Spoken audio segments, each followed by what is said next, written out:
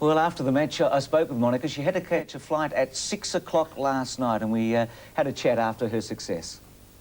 Monica, every time you've won a Grand Slam event, you've been able to go back and successfully defend it the next year. It must give you tremendous satisfaction. Well, as I think I was lucky a few times and just played some great matches. Sooner or later it's going to be broken, so I try not to worry about it. You've won 8 Grand Slam titles. You're only 19 years of age. I mean, you've already got a place in tennis history if you didn't win another tournament. Is that something that you're very aware of? Well, definitely. I mean, when I was young, I would just read a lot of books about tennis and its history, and the Billie Jean King's book, she gave it to me a few years back. Growing up, I mean, I got to see just the French. I really didn't know much about all the rest of the players, but as I got older, I started reading more and more.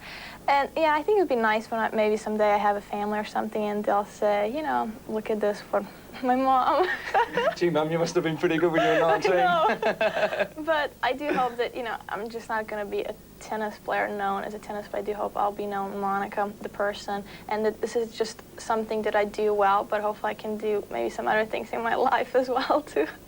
Your relationship with Steffi, you've got a tremendous rivalry. I mean, we talk about Martina and Chris 5 or 7, 6 years before you, and now it's Monica and Steffi.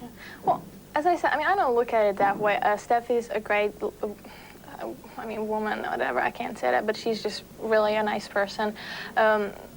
She's very straight. I mean, it's like very few athletes. I mean, she, I think, loves the game, and it's because she's number 1 or number 2, everybody's trying to make something out of it, but there's really nothing. I mean, I have so much respect for Steffi. I watched her for so many years playing, not just on the pro tour, but on the junior circuit. And, if I wouldn't have been here or Steffi, there would have been somebody else, and there's always somebody new going to come around who's probably going to be me and all of us, in the future. I guess part of that question is, do you particularly enjoy playing against her when the occasion is so large as today? Definitely. I mean, I always love to play, into the finals. Up to now, we always mostly meet in the finals because it's 1 and 2. Sometimes I'm successful. Sometimes, I don't play so well against her. Whenever I play Steffi, you definitely have to play a great match. She never gives up. She's very strong mentally, and she's been through so many Grand Slams herself too, so she knows, knows the experience and everything.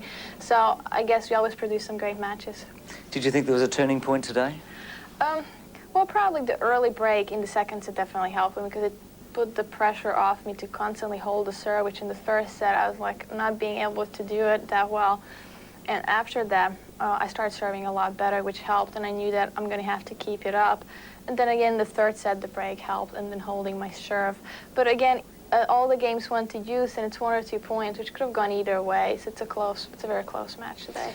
Tennis writers and experts always talk about your will to win, this mental edge you seem to have. Are you aware of that? Is that something you feel gives you an advantage? No, I mean, I do want to win whenever I go out there in the court, even, if I do play my brother or whoever. But I think Steffi and Arantxa and Jennifer, they're the same way. They do want to win, too. So I don't think, you can win on totally will. But I do tell myself to run and fight every point until everything that I have. And not just in a match, I'm the same way in practice, too. That's how I just guess my dad taught me. We had a great runner years ago who was unbeaten over a mile called Herb Elliott. He won an Olympic gold medal, and he said he was so fearful of losing. Is that something that you think about? No? No. Well, I lost quite a lot of times in juniors, and a lot of people, I lost Love and Love, which in the professionals I lost maybe to Steffi and a few other people a while back ago. I don't think any of the great players love to lose, when you would come into the locker room, whoever would lose, but I mean, in professional tennis, I lost quite a few times, and I learned a lot more. I do believe you learn more when you lose than when you win. Now I'm trying to tell myself, well, learn when you win, too, So, but, I accept it as it is. What I tell myself is, whoever be the better one today, let's win. And in tennis, there's so many tournaments that you just can't have this anymore, so. Ivan Lendl's been trying to win Wimbledon for a long time. Yes. You haven't been trying to win it for quite so long, but is it? It's a long way away, I know, but yes. Is it something you're going to especially prepare for this year? Well, I mean, I do feel I have a lot of more years, if I do want to play tennis and everything. But Wimbledon, I mean, I played it 2 years ago, and I done well. And then a year before last year, actually, everything that happened kind of everybody thought they put a bad cloud in my mind over Wimbledon, which I never did. And then last year getting into the finals, which was great, that at least, you know, I could tell people, hey, you know, don't try to say those things. And then this year I told myself, I'm just going to go back there and play the great tennis and forget that everything is happening out there, because I do feel that last year I might have, you know, it's hard to think, because when people outside your house, they're following you, taking the chronometers, and that's you know, my concentration was gone.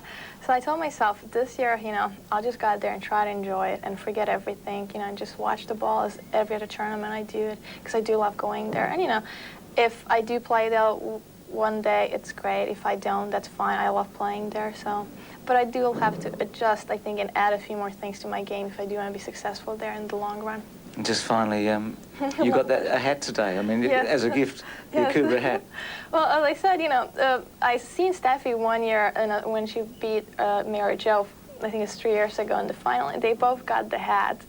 And I always wanted to get the hats in 2 years and never got them. I don't know why. And then suddenly this year they started giving them again, and they're just great. You know, I always wanted one.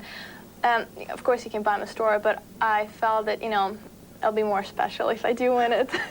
Much better to get one for winning the Australian Open than to buy it in the store. Thanks for your time, sure. Monica. Thank you. Have a great year. Thank well you done. very much. We really respect you down here. Thank you.